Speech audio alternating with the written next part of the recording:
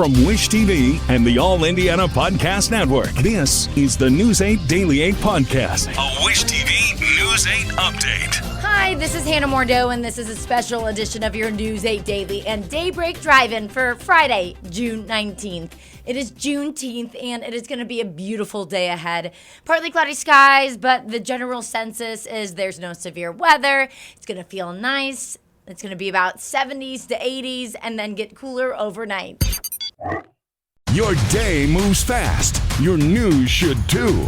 That's why there's a new and improved Wish TV app, bringing you more local news, breaking alerts, live streaming, weather forecasts, radar, and Indiana sports, all in one place.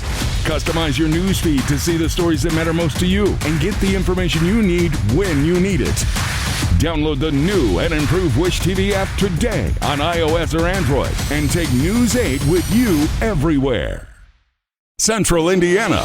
Wish TV is now live on YouTube TV and Hulu Live, offering more hours of local programming than any other station. Search for Wish TV or look for CW8 on both YouTube TV and Hulu Live to find us. Watch local news, sports, and lifestyle shows live from Wish TV. You can still catch Wish TV free over the air or stream it live on wishtv.com and on the free Wish TV mobile apps. Wish TV, available in more places for the latest news, weather, and sports.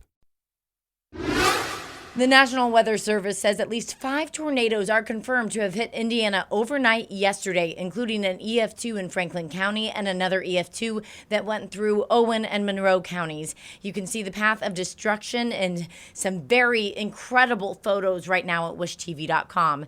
The Indiana Department of Natural Resources says the Morgan-Monroe State Forest is temporarily closed because of storm damage. DNR officials say they will give updates on when the forest will reopen once they've been able to fully assess the damage and start cleaning up. Meanwhile, camp leaders at a Morgantown summer camp say they had to put their emergency plans into action to keep campers safe when the tornado tore through the area Wednesday night and Thursday morning. News 8's Malia Van Ostrin shows us how they kept everyone safe. The shelter inside this assembly building became a safe place for dozens of campers and staffers during Wednesday's tornado. This room may look quiet now, but Wednesday night it was filled with campers sheltering from severe weather. Staff at Waycross Camp and Conference Center moved children in here as the storms got worse. Camp counselors brought guitars to the shelter to entertain the kids. They were just sitting there strumming their guitars. The whole group was singing together. Everyone was calm. And we got to then get back up into bed and have a sleepover in the assembly building. Waycross is one of several camps with summer programming for kids this summer. There are currently a little over 100 people staying at the Camp and Conference Center. The camp has 3 shelters on their main campus. It's only 10 miles away from where a confirmed tornado touched down in Monroe County. Gunter says they saw a lot of rain and heard heavy thunder. I feel like we sort of were in this bubble where wild things were happening all around us, and it was relatively calm here.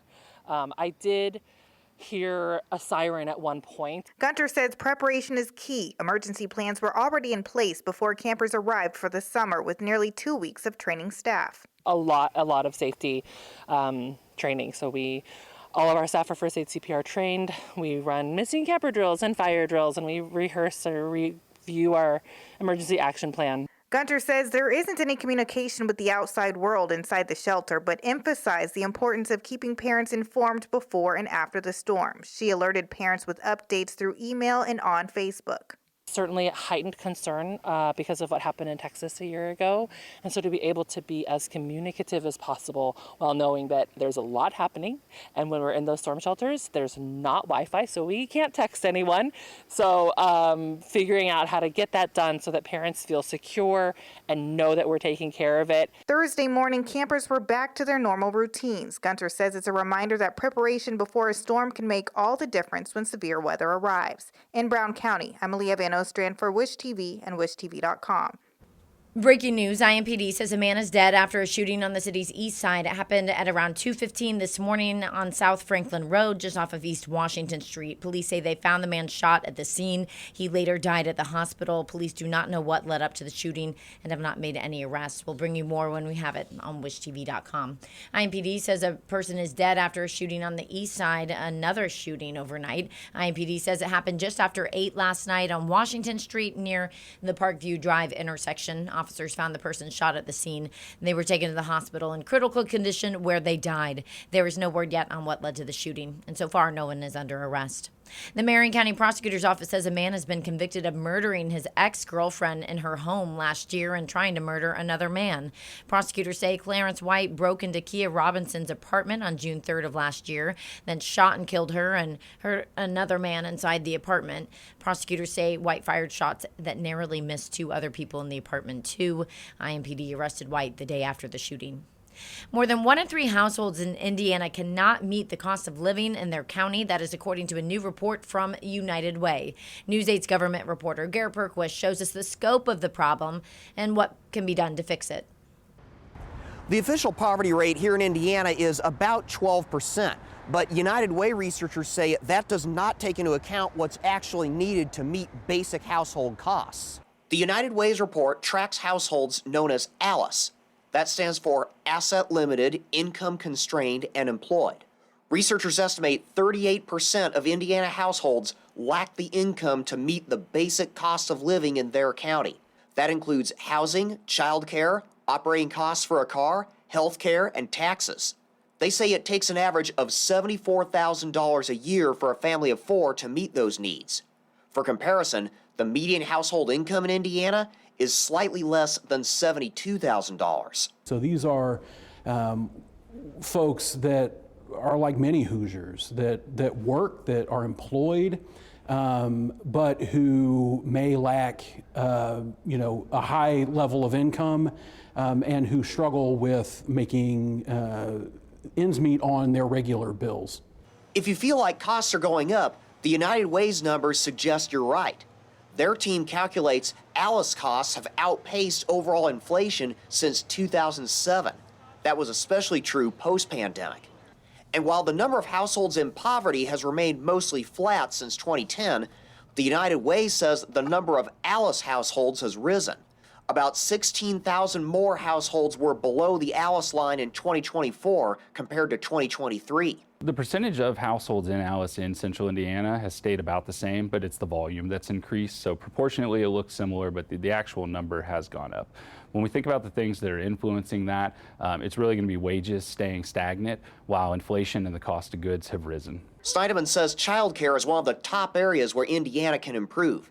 He says United Way will push for more childcare funding next session. There are people for whom childcare disruptions mean the loss of a job and ultimately the descent into poverty completely. This is especially true for those families that are in ALICE now. And so we need to strengthen the childcare system in order to ensure that families don't fall into poverty and so that they're able to climb out of ALICE and poverty. Snyderman says he'd also like to see a way to phase people out of receiving public assistance once they no longer qualify, rather than dropping them immediately. He says that would help incentivize getting jobs or promotions that move people above the cutoffs for programs such as food assistance or Medicaid. Governor Mike Braun has said child care will be a priority when the legislature returns in January. He has not yet said specifically what he's looking for. I'm Garrett Bergquist for Wish TV and WishTV.com. The Hamilton County Republican chairman is calling for an investigation into Secretary of State candidate and former Republican Indianapolis Mayor Greg Ballard after one of his volunteers was caught turning in forged signatures. Ballard is running for the role as an independent. Election officials discovered 10 forged signatures submitted as part of the 37,000 required for Ballard to be placed on the November ballot. They say they have confirmed who the volunteer was and referred the matter to police. Mario Masalamani issued a statement on behalf of the Hamilton County Republican Party saying, "I am calling on the Indiana State Police and the Hamilton County Prosecutor to move swiftly, and I am urging every county election officer in Indiana to put the Ballard campaign's petition pages under a microscope. Where there is one forged page, there may be many more."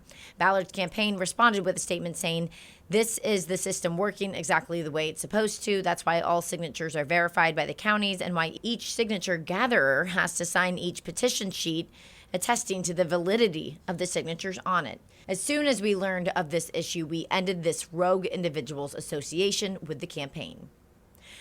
The U.S. push to quickly begin high-stakes talks with Iran hit a snag overnight. Vice President J.D. Vance's trip to the Middle East was called off late last night. Vance took questions about the newly signed deal in a briefing room yesterday, but would not say where the major chunk of funding in the deal would come from. He says the U.S. and Iran will use the 60-day period to negotiate terms of a final agreement.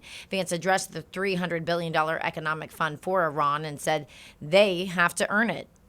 The United States isn't giving up a cent of money to Iran, and even the economic benefits, the sanctions relief and so forth that comes along with this bargain only happens if the Iranians perform.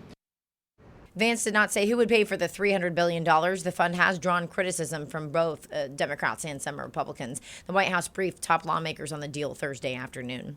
The U.S. Central Command is ending the blockade on Iranian ports. The U.S. military made the announcement yesterday afternoon after President Trump signed the deal to end the war. The Post says U.S. Navy ships will stay nearby to make sure the agreement is not broken. Officials say the blockade has stopped maritime traffic from Iranian ports since April. Former President Barack Obama's presidential center and library is now open in Chicago. Our Derek Dennis was at the dedication ahead of the landmark going public. These barricades are all coming down for this Juneteenth Friday opening. It's a chance for the public to get inside. That's if they have a ticket. Former First Lady Michelle Obama welcoming a crowd of thousands, both at the official VIP opening and dedication of her husband's presidential center and library, but also at this massive nearby watch party for the people. Some lining up bright and early Thursday to be here. 6:05 a.m. And we brought everyone here. We're excited. We want the kids to see history. And history was made. The Obamas, joined by other former presidents and first ladies, the Bushes, the Clintons, and the Bidens, and world leaders, including former Canadian Prime Minister Justin Trudeau and former German Chancellor Angela Merkel, all here for Barack Obama's big day and to hear him reflect and remember. I arrived here in Chicago, entering the city through the very spot where this center now stands. A full circle moment for Barack, who began his political career in Chicago and on the South Side, where Michelle was born and raised. She gave her husband credit for never forgetting his roots. You never changed from that idealistic summer associate who showed up on that rainy day when we first met without an umbrella. You always gave us the very best within you. And in doing so, you reminded the rest of us that we could too. The former president telling the crowd watching and listening far and wide, his goal has always been to make a difference and to give people more of a say in the forces that govern their own lives. Then we could build an America where everyone counts and everyone has a fair shot and everyone belongs. Even a mixed-race kid with a weird backstory and a name nobody could pronounce. This Juneteenth opening was by design, marking the official end of slavery here in the United States, but also meaningful for the first African-American president of this country. In Chicago, I'm Derek Dennis for Wish TV and WishTV.com. Happening today on Juneteenth, the Madam Walker Legacy Center is kicking off its 2026 Legacy Fest. The two-day event celebrates nearly a century of Black excellence, and it all starts with the annual Legacy Fest benefit concert. This year's concert is headlined by Grammy-winning producer Teddy Riley. It is set to start at 8:30 p.m. tonight at the Madam Walker Legacy Center. Wish TV is a proud sponsor of the event. Later this morning, News 8's Colin Bailey will be giving us a preview of what to expect tonight and tomorrow at the Legacy Fest block party. Conner Prairie is offering free admission today in recognition of Juneteenth. Conner Prairie says it will offer special programs to honor the history and significance of the holiday. Then starting at 5 this evening, there will be the Juneteenth Jubilee. The Fishers Art Council, Fishers High School's Fishers Black Leaders Club are helping host it. It will feature live performances, Black-owned businesses, food trucks, family activities, and a special live recording of Conner Prairie's Beyond the Revolution podcast. The Indianapolis airport has a new nonstop flight to Connecticut. The low-cost airline Velo has added the direct flight to New Haven. News 8's Garrett Berquist was the only reporter on the flight. I'm about to get on the first ever nonstop flight from Indianapolis to New Haven, Connecticut. Both airline industry executives and passengers tell me nonstop point-to-point flights like this are crucial. Welcome. These kids are among the first to fly nonstop from New Haven to Indianapolis. Charles Hyde and his wife are about to be among the first to fly the other way. A couple months ago, got a chance to go out and had to take kind of the multiple stops, and a direct flight is much speedier. So again, with Indianapolis being Speed City, those direct flights are perfect. On Thursday, Avelo Airlines began nonstop service to New Haven, Connecticut, and to Concord, North Carolina. This means Indianapolis International Airport now has nonstop service to 57 destinations. So we know which markets need additional flights, and we target those markets, and also we work with our community, our business community very strongly to make sure that the markets that we're targeting are markets that they need and they want. Passenger demand is essentially flat. Federal data shows airlines had about as many passengers over the past 12 months as they did during the year before that. Rodriguez says that matches what he's seeing here in Indy.